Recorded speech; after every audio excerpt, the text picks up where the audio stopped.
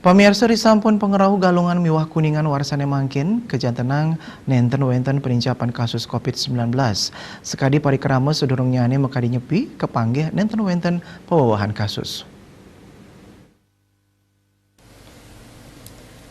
Sang sanewaget virologi FKH Universitas Udayana, Profesor Dr. DRH Igusti Ngurah Kadi Mahardika, ngajantenang nenten wenten pewawahan kasus COVID-19 risampun galungan miwah kuningan puniki.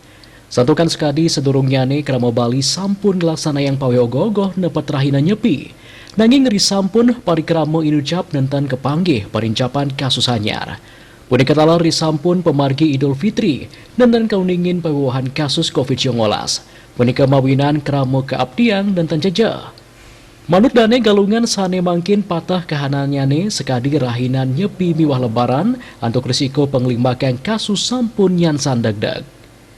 Paikatan dane taler nenten osah ring pengerauh galungan warsane mangkin santukan sampun kajentenang nenten wenten panincapan kasus. Duani ngasapunika paikatan dani state ngabdiang majeng krama mangde nelebang protokol kesehatan ring sejeroning mepari krama tapi malih ring genah keramya. Dani taler nyarengang sambian angge side ngerakse angge suang-suang miwah kulawarga antuk namakin penglalah tur ngelalahin krama lianan. Judi Karnaidi, Bali Pos Nguningai.